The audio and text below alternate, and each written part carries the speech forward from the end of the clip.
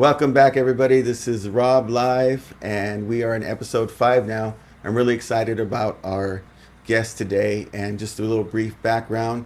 I go to Koinonia Church here in Hanford, California, and we were there literally last Sunday. No, Sunday before last, and there was a man on stage, and I'd never, I've seen him for years, and he sings beautifully, but I'd never really had like a full sermon with him, and he touched my heart, folks, to the point where I had to track him down. He's a very busy man, but he gave us some time to be here with us today, and we're blessed to have Pastor Roger Watson. Welcome Rob, to the show. Good to be with you today. Yeah. So, Pastor Roger, I guess maybe 9 years now.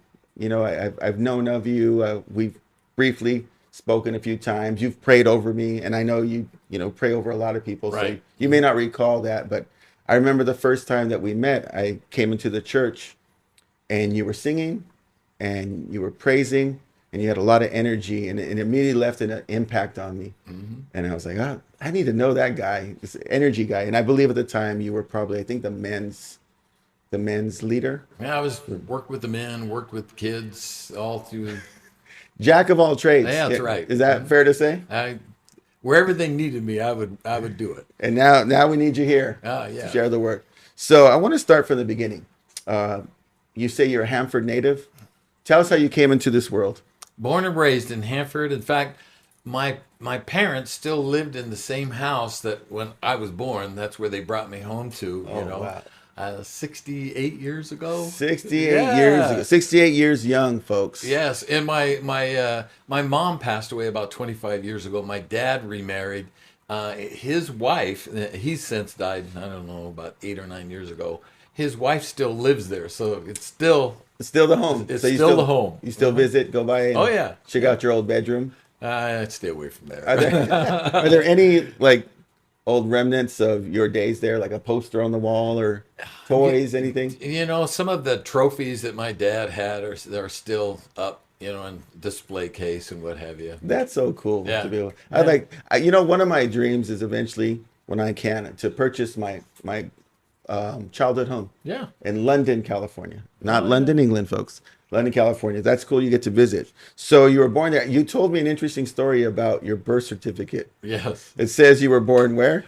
In the Hanford Sanitarium. Are you guys hearing that? He said sanitarium. Uh-huh. They've told me that I'm kind of nuts, That's where I was born. And they tore it down right after I was born. Not long after they tore it down. So I don't know what. Maybe it's a sign. We'll see. But you've done great things. So I want to then walk you through. Elementary school was in Hanford Elementary. Elementary. I went to Jefferson Elementary School. Jefferson. My daughter's there. Yes, and then I went on to Woodrow Wilson Junior High. Okay. Right there on 11th. Right. And so then high school. You get to high school. Yeah. What kind of student were you? I'm a high school teacher, so that's important to me. At that time, there was only one high school in Hanford, but there were two campuses. There was Hanford East, Hanford West. Yes. And on Hanford West was primarily freshman, sophomore. Hanford East was junior, senior. Yes. Unless you played sports, and then they shipped you over to East Campus. So you start on the West Campus? Yeah, start on the West, and it was kind of fun. My parents they got a pool table because I think they wanted me to stay close to home. Yeah. So I would walk from Hanford West, eat lunch at the house. I'd bring friends with me. We'd shoot a couple games of you pool, were the popular and then guy. I'd walk. Yeah, I was real popular because I had a pool table, on the way to Hanford East. You get that strategy, parents. Keep them home. Bring the entertainment to them. They'll stay home. They'll stay home. That's good work. So then, high school. Any interest? Any sports? Extracurriculars? What was your thing? Yeah, I played football. Okay. For Bullpups. Sports. Yeah, go Bullpups. What position? I played defensive end. Oh, okay. You were chasing the quarterback. I was, and my claim to fame that every year I broke somebody's leg. Every year I played on the opposing team, I hit them and broke their leg. They had to be carted off. That was my claim to fame. You're gonna restructure the way your Koinonia followers. Yeah, they're gonna stay away lose. stay away from Pastor Roger. He breaks legs. He break your leg. Oh my God. Yeah. Then I started my senior year because my family are all singers. My mom Yes. and dad, they sing. They used to take us as kids. They took us all over the valley singing. Yeah. You know, I get tired of that. They would go and take us singing. My older brother and sister were in the choir in Hanford High, and they actually told the choir director that they had a younger brother that sang. Well, my senior year, he needed some singers, so he came and got me and made me, audition and put me in the choir. Then he put me in madrigal singers, Madrigal. and that's where I really started getting a love for singing. So for individuals, like I'm familiar with it because we had madrigals at Dinuba High. For people who aren't familiar with madrigals, how is that different from regular choir in high school? They actually would send us around to different dinners that people would, and we would be the performing musicians Yes. there.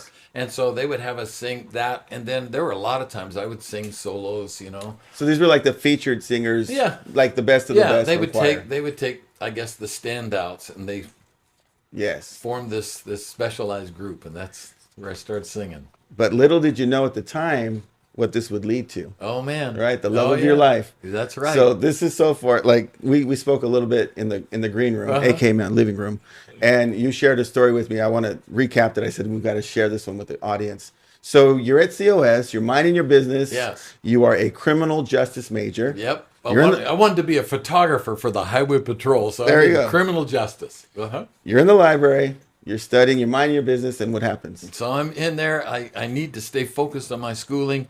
And then a friend of mine that was with the Madrigals from Hanford, he came in, he and this girl were with him, and they said, hey, they need singers in the choir. And I told them about you, and they want me to come and get you. And I'm like, now? And he goes, yeah, right now.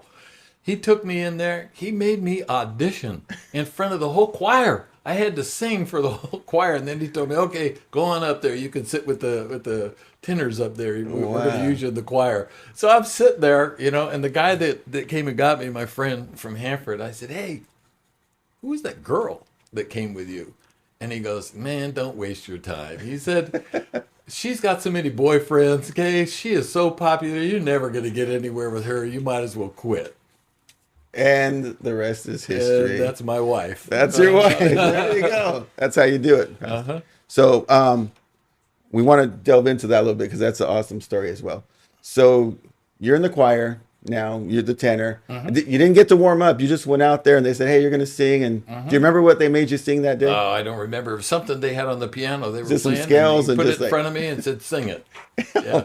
So you're in the choir. You meet, and then you finally do get to know Yeah. this young lady. Then I started, found a talking way to to her. talk to her and get to know her a little bit. You ask her out. I did. I asked and her out. what happens? And she stood me up. On our first date that we had planned, she stood me up. For a good reason, right? Well, I found out later it was a good reason, she had, because she was an actress and sang, she was asked to come and audition for a commercial in L.A. LA, wow. And so she went to L.A. to audition for this. She's but like, forgot to tell me. commercial Roger. Yeah, commercial- forget Roger. No, but hey, did she get the commercial? No, she didn't. Hey, she tried. She tried. So then you guys do finally go on your first date. So then after I forgave her for standing me up and said, "Come on, let's go on a date." So we were going to go bowling. Yes. For our first date. You had a beautiful El Camino. Yeah, I used to drive a 67 El Camino. Man, it was Nice. a nice truck, eh? He says. Yeah. So we're bowling. We get through bowling and we get in the truck and I'm getting ready to start it. And she goes, "Hey, I learned how to drive a stick shift." Like, "You did?" She goes, "Yeah." I said, "You want to drive?" She goes, "Yeah, let me drive." She wasn't used to a 327 cubic inch engine, okay, with 4 on the The floor. thing was taken off. She got in there, started that, popped the clutch, and drove it right into the wall. That was our first date. That was our first She caved that thing in. I had to go out with a crowbar and pull it away from the tire. That was our first date. Well, so let's recap. They said you didn't have a chance. You got stood up on the first date. Wrecked she your car crashed my car. second date. And somehow it still worked out. Yeah, I still thought she was a neat girl. Awesome. So then you fast forward, and then you're married. Yeah. 10 days after your wedding. Yes, we finished school at COS. Together.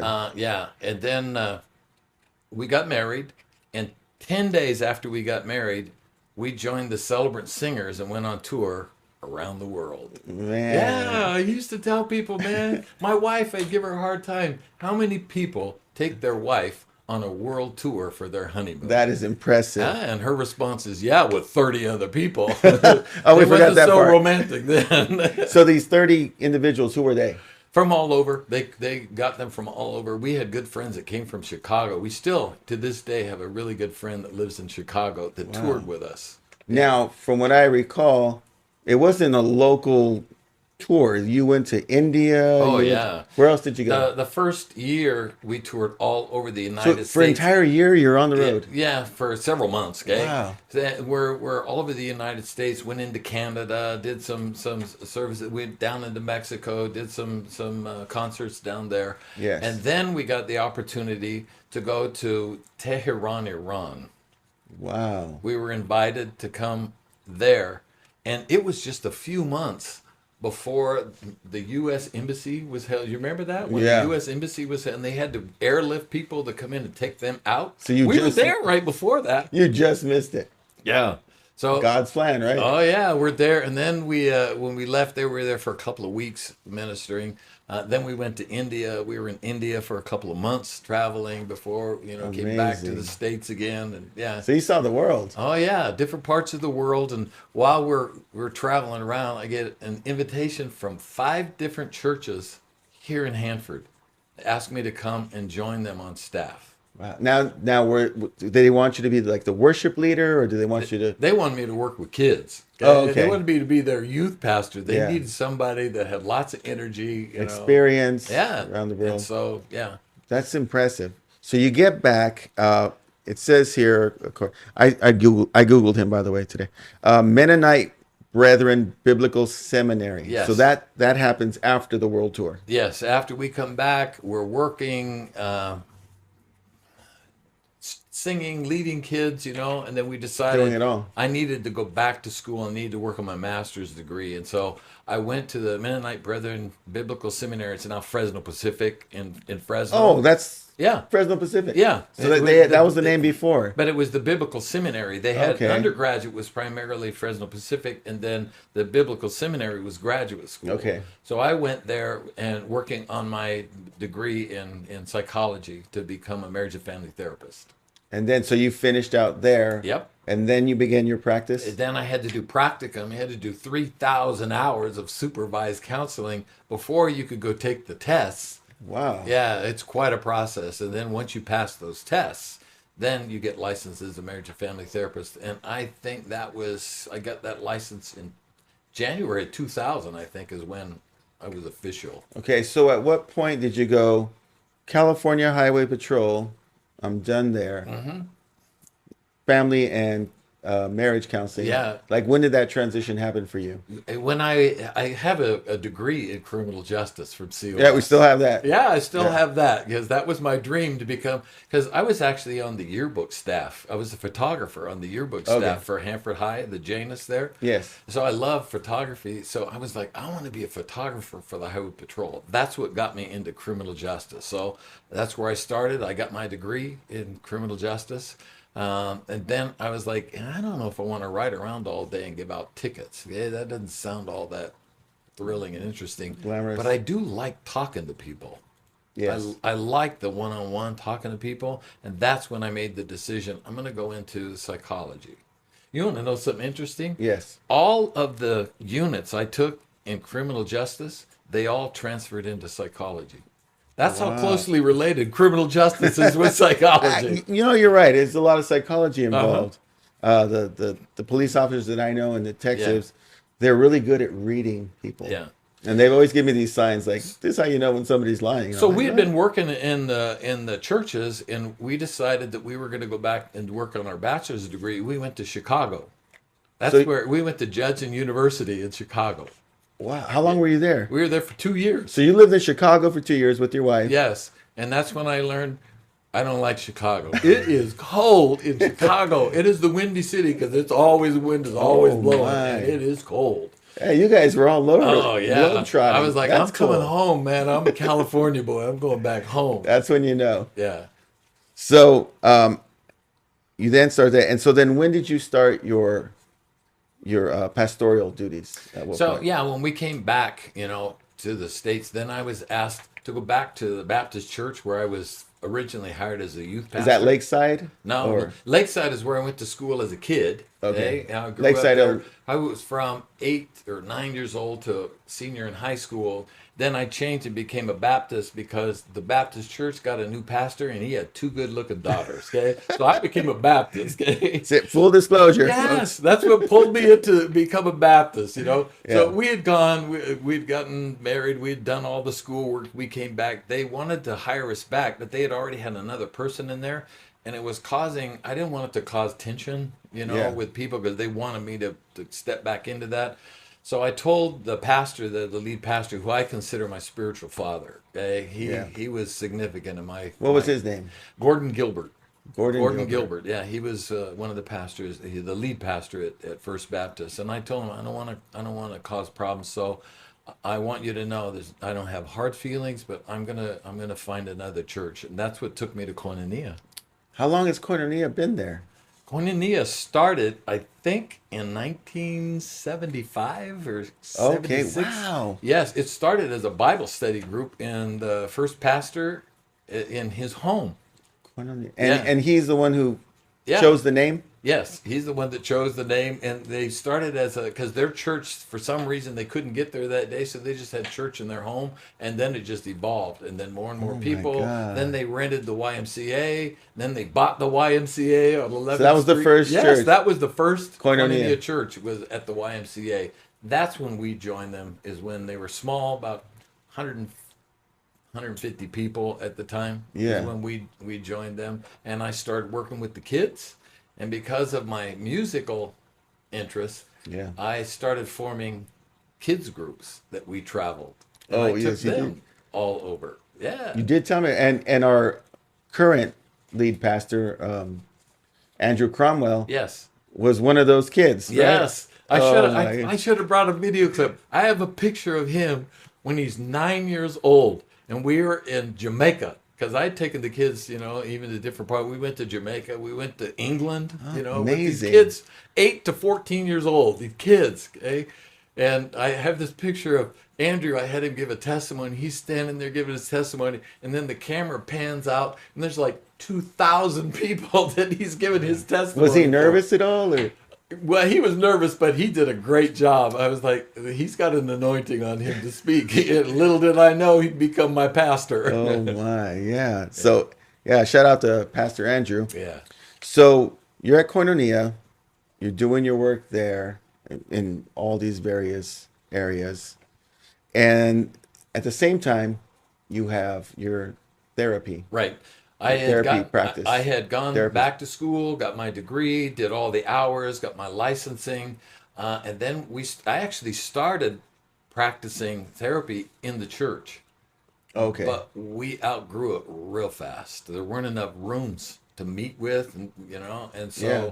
we had to in 2003, we actually moved into the office complex that we're at right now. Okay. Yeah. So we formed the King's Counseling Center, and it's on Irwin Street there. And you're the director. and I am the director there. Mhm.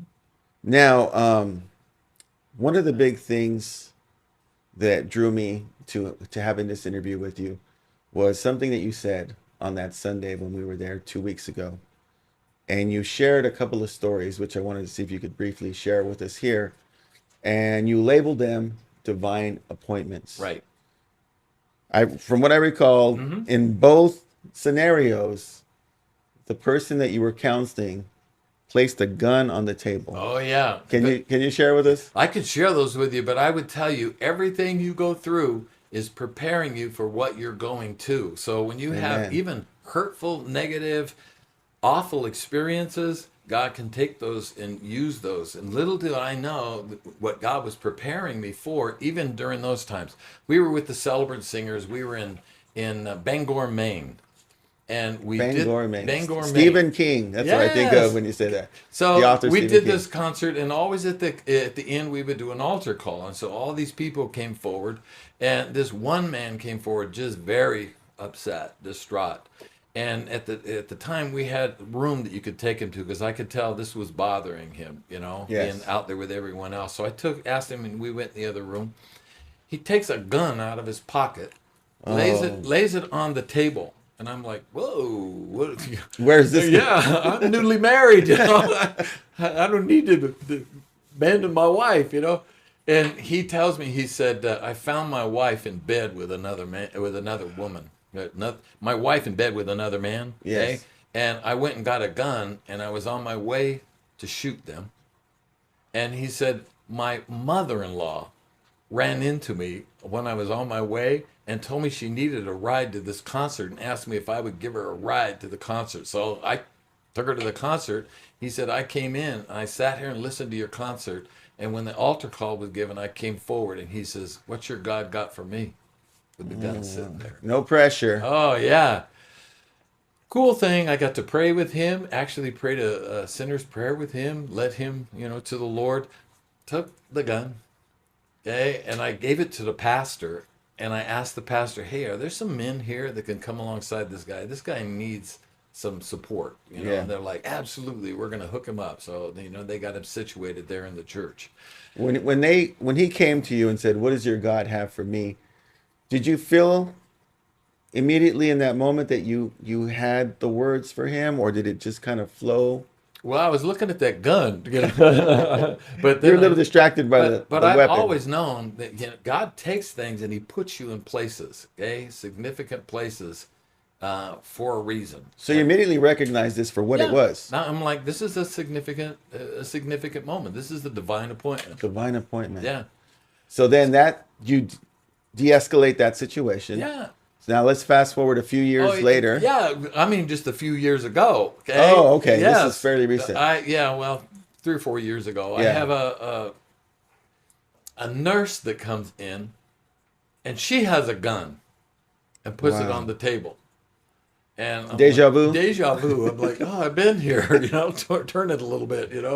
Did you feel like it made sense immediately? I was like, Because this is not going to intimidate me. I've been here. I've been here. Been here. This is not going to. It's not my first rodeo. Yeah. So I start talking with her, and she's had gone through a lot of awful things, and she had gone to the park over on Dowdy Street near the Catholic Church there. I know where that there's is. a park Yeah. right there. She was on her way to shoot herself there. Somebody recognized what she was doing, and they knew of us, so they brought her over to me.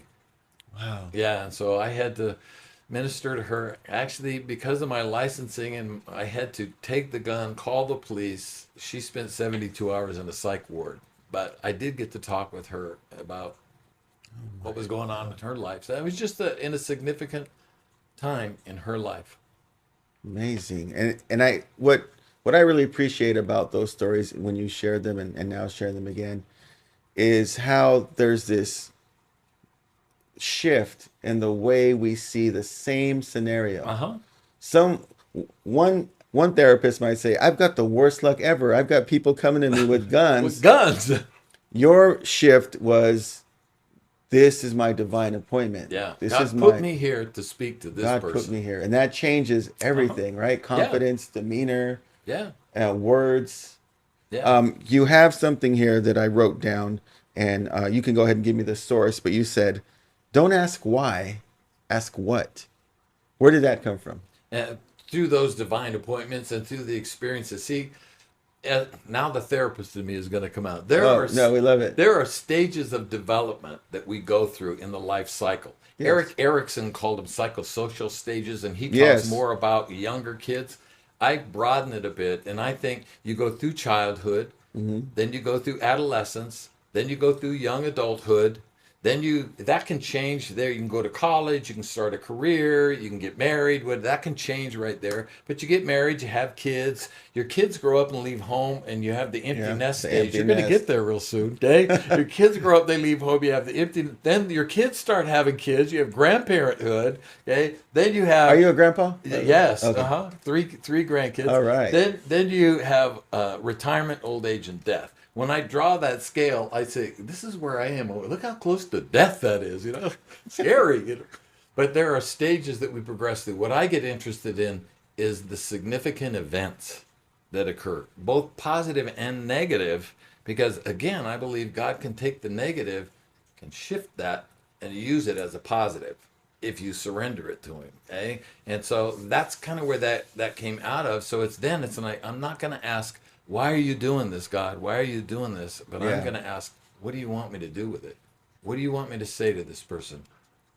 Where do you want me to go? Take the lead. Yeah, I'm submitted to you.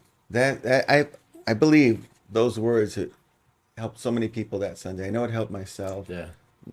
And so, I mean, that's one of the biggest reasons, like, we got to get Pastor Roger in here to share that. So people out there, let's stop asking why and ask what am I going to do with this? So I want to go through a couple of fun things here. I have some notes. You're a Hanford native, so we're going to give you the Hanford native test. See if you remember some of these things. Back in the day, I want to say 70s, 80s, Godfather's Pizza. Oh, yeah. I remember Godfather's Pizza, but I don't know if this is on your list, but I remember Macano's Bakery. Oh, I don't know that one. Oh, man. I'm sure there's some Hanford natives. Yes, there's some people. That. Oh, yeah, it was on Main Street. Macano's Bakery. They had killer donuts there, man. As a kid, that was great. But yeah, okay. Macano's Bakery. Macano's Bakery. Golden Corral. Golden Corral, yeah. That was a family gathering place for us. Take the family, go and eat lunch there. It was, I think that was my introduction to Sizzler. It was in that building. The whole salad bar kind of is a meal type thing. I love Golden Corral. There is one left in Bakersfield, folks, if you guys want to make the drive. Dollar Movies. Oh, yeah. Which is now a church. Yep. And so the Dollar Movies. Now, the Dollar Movie concept is you take a new movie, and after about 3 or 4 months, it's no longer new, and it's not on video yet. You put it in the Dollar Movies. And people will come and watch it for $1. We would drive from London to the back roads, about 25 minutes. We'd go to Golden Corral and the Dollar Movies. Thank you, Gloria Racy. My mom, she used to do that. It costs more to get the popcorn than it did to see the movie. Exactly. Another place, Pioneer Chicken. Yeah. Did you enjoy Pioneer? Oh, yeah. I love chicken. So, I did then. Yes. Pioneer Chicken, the original, still exists. It's in Los Angeles. So, again, it's a long drive, but it used to be right here in Kings County. And then, of course, the famous China Alley. Oh, yeah. Which had a restaurant called The Dynasty. The Dynasty. And it was world renowned. I mean, people came from all over to eat at the Dynasty in Hanford. Now, I heard that the original owner, yes, who was the cook at the Dynasty, also was one of the cooks at the White House. What? Back in the 50s. Hanford historians, get on that one. That one's pretty cool. Now, whether he was or not, but But it tasted great, right? The food was excellent. So they closed, what, the 80s, 90s? Yeah. So I just missed it. Yeah. I should have been here. And, of course, we can't talk about Hanford without talking about the famous egg water smell. Oh, yeah. That's gone now. The sulfur. Is that gone? Yeah. But was that something that, being from Hanford, you never smelled or picked up on? You get used to it, but when guests would come, they'd be like, man, the water stinks here. That's how we have a drink. We could actually, when we'd come from London, and we would get our fountain drinks. Yeah. So the fountain is the carbonation syrup mixed with the regular water. And you could always taste the ice cubes from the Hanford water. There was always a little sulfur smell. Yeah. So that was famous. Yeah. But don't forget Superior Dairy ice cream. Oh, of course. That's something that's always been around, that people would say it's the only reason to come to Hanford was either the Dynasty or Superior Dairy ice cream. Yeah. Now, I remember when I was living in Los Angeles, there was some people from LA, and they're like, we're going to take the train. Yeah, they take the train. Superior, and I was like, it's a whole trip for you guys? And I felt a little embarrassed because I'd been in the Valley this whole time, and I hadn't even tried the place until like 8 years ago. And then I see Steve Perry. Yep. Guys, Journey, Steve Perry from Hanford. Yeah, Let's go to the Hanford list. Okay, so famous people from Hanford that I want to recognize right now. We have Pastor Roger Watson, singer, right? Pastor, therapist. Another guy, one of my favorites, J.G. Quintel. Do you know who that is? No. He is the creator of The Regular Show, which was a huge hit on Cartoon Network. I think One Take Films. Do you guys remember The Regular Show? Yeah. Did you know he was from Hanford? Yeah. J.G. Quintel. Tyler. I wanted to say Tyler Perry. Not Tyler Perry. Tyler. What's Tyler's last name? He is a medium. Yeah, he's still out what's there. His last? Tyler Henry. Yeah. So he's also from Hanford. From Hanford. Steve Perry. Yeah. There was from also, Journey. I can't remember his name. You get my age, you forget Yeah. the names of people. But he was a mainline actor and was in a series of Oh, helicopters. That somebody he was a told me about pilot. him. Yeah. Richard Hatch. Richard Hatch. He Yeah. was also on a famous sci-fi Yeah. series on TV. Yeah. Yeah. Somebody Yeah. told me he went to school in Hanford. Right. Now, was he around when you were around in He school? was. Or- He graduated before I got there. Okay. Yeah. Yeah, it was like yeah, it was either Richard Hatch or another 70s idol. Good place to be from. Now, I also read an article that you'd written for the Hanford Sentinel, and you mentioned author Zig Ziglar. Oh yeah. He is he was a huge inspiration for me. He was one of the first motivational speakers that really spoke to me. I loved his Texas drawl. Yeah. And my favorite book from him was called See You at the Top. Yep. And I would read that to like pump myself up. And I Yeah. remember borrowing it from the library multiple times. You mentioned a book called Raising Positive Kids in a Negative World. I even still refer to that book. There's a chapter in that book that's titled, that I use it in therapy, and it's titled Kids Spell Love. Time. The amount of time, undivided attention that you give your kids is how much they believe that you love them. Wow. How much time do you think the average father in the United States spends with their kids? Wow, I'd hate to guess. I'm going to say it's a small amount. I've read that about a minute of undivided attention. Oh, they're watching the football game and the kids are there. But I mean, I keep threatening, I haven't done it yet, but I was going to write an article. Real men play dolls. Real men play dolls. They get on the floor with their little girls Yeah. and they play dolls with them because that's what's important to them at this stage. And you're spending that time with them. That kind of investment is how much they believe you love them. So I would encourage you guys out there, hey, get on the floor, play dolls with your little girls. Young fathers, you hearing that? You don't have to go out to the mall and Nope. spend $3,000 and get in debt. You can just give them some of your time. It's the most precious thing we have on this earth. And you're hearing this from a professional. Roger's been doing this a long time. So that would sound like the best family advice. Yeah. I also want to ask you, because you're a marriage counselor, best marriage advice you would give. Anyone. There's a scripture that says, let us consider how to stimulate one another to love and good deeds. I think we need to apply that in marriages, husbands and wives, and focus on ways to encourage, to stimulate one another. And love is not a feeling. Love is a choice. True love is choosing to put the needs of the other person above your own. It's putting their well-being first above your own. That comes out of a story. You got to tell me. I get on these tangents, man. No, this is Roger, good.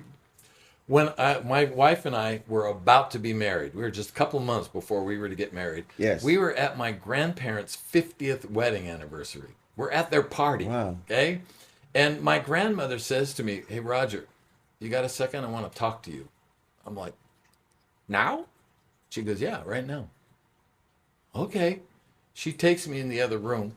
She says, want to know how to make your marriage last a lifetime? I'm like, yeah, Grandma, tell me. Go. She's celebrating 50 years, so Yeah, she's got some input. she knows what okay? she's saying. So she says, our society teaches us that marriage is a 50-50 proposition. She says, if you enter into it with that mindset, pretty much guaranteed to fail. She said, marriage is 100-0. You give 100% and expect nothing. She says, if both of you do that, you will have a marriage that lasts a lifetime. Because all anger comes from unmet expectations. So when you have these expectations of the other person, you're setting yourself up. Because if you make it 60-40, okay, who determines what the 40 is? You or her. If you make it 90-10, who determines what the 10 is? You or her. When you set that up, if both of you can have that commitment, Yes. where you put the well-being of the other person, you put their needs above your own, you both are doing that, you have a marriage that lasts a lifetime. And the closer I get to that 50-year mark, and I'm getting close. Well, how many years now? We were married in 77, May of 77. So a couple more years and we're Okay. going to hit that 50-year mark. Wow. Yeah. The more I realized that old bird knew what she was talking about. And what was your wife's name? Donnie. Her wife Donnie. is Donnie. Yeah. Donnie. So, man, you've shared some gold with us, and Yeah. we appreciate that. And that was my whole intent with the channel actually is to get some inspiring and valuable, insightful messages. So today you guys heard from Pastor Roger Watson, and he's talking about marriage. He's talking about children, family, and most importantly, he's talking about God and following God. And we appreciate you. We appreciate your time. I know you're a super busy person. I didn't actually believe that this interview would happen this soon. I thought I'd have Uh-huh. to chase you for a couple of years, Uh-huh.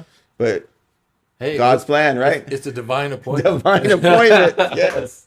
And we will end on that. And as always, thank you guys for tuning in. And I hope you guys enjoy this one. I know I did. As always, One Take Films, thank you guys for being here. And it's love, peace, chicken grease. This is Rob Live, and we're out.